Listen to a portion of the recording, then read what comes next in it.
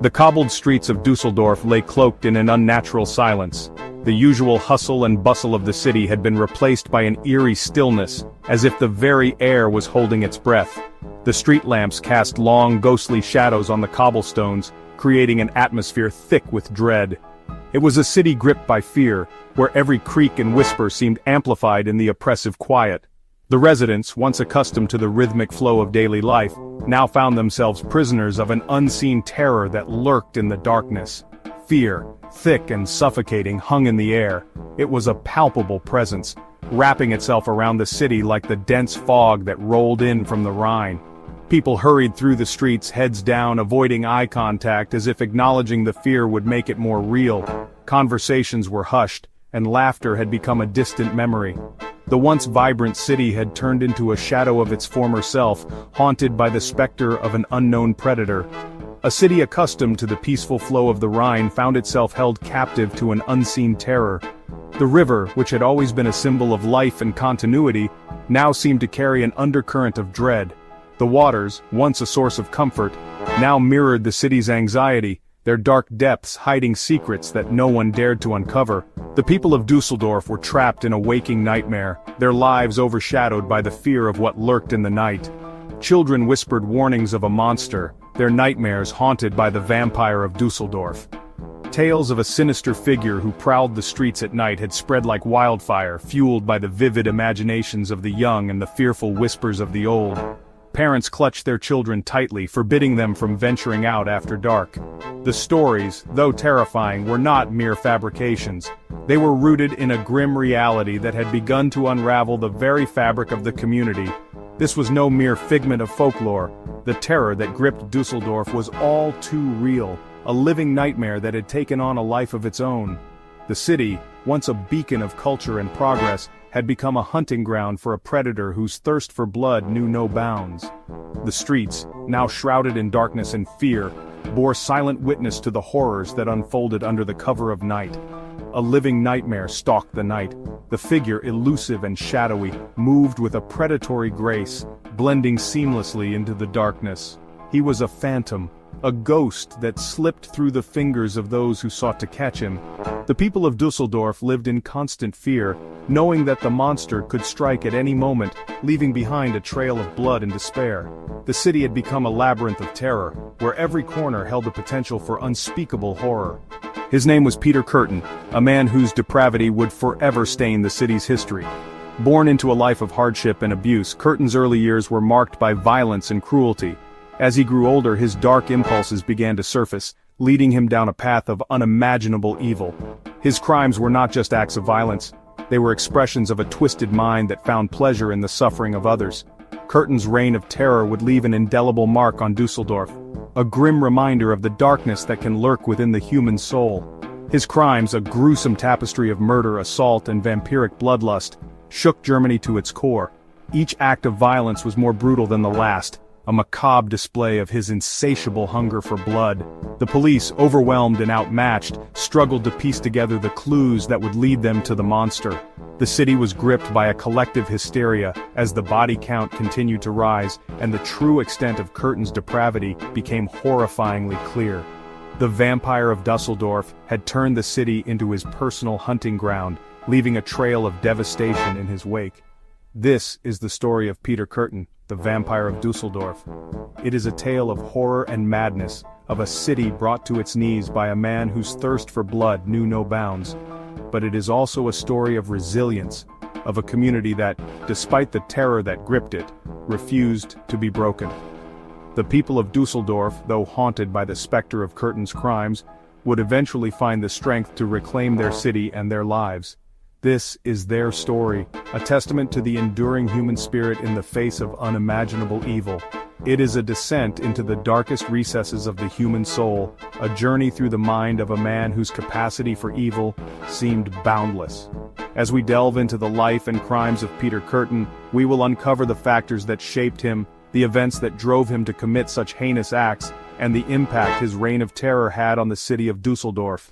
This exploration is not for the faint of heart, but it is a necessary one, for only by confronting the darkness can we hope to understand it. A chilling reminder that monsters do not always lurk in shadows, but sometimes walk among us, their true nature veiled, until it's too late. The story of Peter Kürten serves as a stark warning of the potential for darkness that exists within us all. It is a reminder that evil can wear many faces, and that the most terrifying monsters are often those who hide in plain sight. As we journey through this tale of horror and resilience, let us remember the victims whose lives were cut short by a man whose name would become synonymous with terror. This is their story, and it is one that must never be forgotten. Born in 1883 to a family consumed by poverty and violence, Peter Kürten's early years were marked by hardship and suffering. His family lived in a squalid tenement in Mulheim, a district of Cologne, Germany.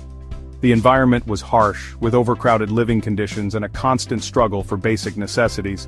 The air was thick with despair, and young Peter was no stranger to the harsh realities of life. Peter Kürten's childhood was a breeding ground for darkness. The streets he roamed were filled with danger and vice, and the people he encountered were often as desperate as his own family. The lack of a nurturing environment left him vulnerable to the darker influences that surrounded him. His formative years were spent in an atmosphere where survival often meant embracing the very cruelty that oppressed him. His father, a brutal drunk, introduced him to the world of cruelty and deviance. The elder Kürten was a tyrant within the home, ruling with an iron fist and a bottle in hand. He subjected his family to relentless physical and emotional abuse, creating a household steeped in fear and suffering. Peter's earliest memories were tainted by the sight of his father's violent outbursts and the sound of his mother's cries for mercy. Young Peter witnessed unspeakable acts, his young mind warped by the constant presence of abuse and depravity. The trauma he experienced at home left deep psychological scars, shaping his perception of the world and his place within it. He learned to associate power with violence and control with cruelty. These early experiences planted the seeds of his later deviant behavior, as he sought to reclaim a sense of power in a world that had rendered him powerless. Early signs of cruelty towards animals manifested into a morbid fascination with blood and violence. As a child, Peter began to experiment with harming small animals, deriving a disturbing sense of pleasure from their pain. This behavior was a clear indicator of his burgeoning psychopathy, as he sought to exert control over the only beings more vulnerable than himself. His fascination with blood and suffering grew, becoming a central aspect of his identity. His desires twisted, taking on a sinister, sexualized dimension. As Peter entered adolescence, his violent tendencies became intertwined with his emerging sexuality. He began to derive sexual gratification from acts of cruelty, blurring the lines between pleasure and pain. This dangerous combination of violence and sexual desire set the stage for his later crimes, as he sought to fulfill his dark fantasies through increasingly depraved acts. He found himself drawn to fire, its destructive power mirroring the inferno raging within him. Peter's fascination with fire was another manifestation of his desire for control and destruction. He would often set small fires, watching with a sense of satisfaction as the flames consumed everything in their path. This pyromania was yet another outlet for his violent impulses, providing a temporary release for the chaos that churned within him. The lines between pleasure and pain, right and wrong, blurred as Kürten's descent into madness began. His early experiences had twisted his psyche, creating a man who found solace in the suffering of others. As he grew older, his actions became more calculated and his desires more insatiable. The darkness that had taken root in his childhood now consumed him entirely, setting the stage for the horrific crimes that would later earn him the moniker of the Vampire of Düsseldorf. Kürten's criminal career began at a young age with petty theft. Born into a large, impoverished family, he quickly learned that survival often meant bending the rules. His early years were marked by a series of minor crimes, each one a stepping stone to more serious offenses. The thrill of outsmarting the authorities gave him a sense of power and control that he craved, and arson. He drifted in and out of prison, each sentence seemingly hardening him further. The cold, harsh environment of the prison system did little to rehabilitate him. Instead, it served as a breeding ground for his growing malice. Each stint behind bars only deepened his resolve to defy societal norms, fueling the rage and resentment simmering within. His interactions with fellow inmates and the brutal conditions he endured only added fuel to the fire. Yet it was in 1913 that his true depravity surfaced. This was not just a man angry at the world, this was a man whose soul had been twisted by years of neglect and abuse. He strangled a young girl in a tavern cellar, his first taste of blood igniting a monstrous hunger. This act was not just a crime, it was a revelation for Kürten. The sensation of taking a life gave him a perverse sense of satisfaction, a feeling he had never experienced before. It was as if he had discovered his true calling, a dark and twisted path that he would follow with relentless determination. Released after a decade of imprisonment for manslaughter, Kürten returned to a changed world. The First World War had left Germany in ruins, and the social fabric of the country was in tatters. The chaos and despair of post-war Germany provided the perfect backdrop for Kürten's dark ambitions. He found himself in a society that was struggling to rebuild, a society where law and order were often secondary to survival. But the monster inside him remained, stirred by the chaos and uncertainty of post-war Germany. The economic hardship and political instability only served to exacerbate his already volatile nature. He saw the suffering around him not as a deterrent but as an opportunity. The streets of Germany became his hunting ground, and the people, his prey. The year was 1929, and the stage was set for Kürten's reign of terror to begin. The shadows of the night became his allies, and the fear in the eyes of his victims, his reward. As the world around him struggled to find its footing, Kürten embraced the chaos, allowing it to fuel his insatiable appetite for violence. His spree was not just a series of random acts, it was a calculated campaign of terror, designed to instill fear and assert his dominance over a world that had long since abandoned him.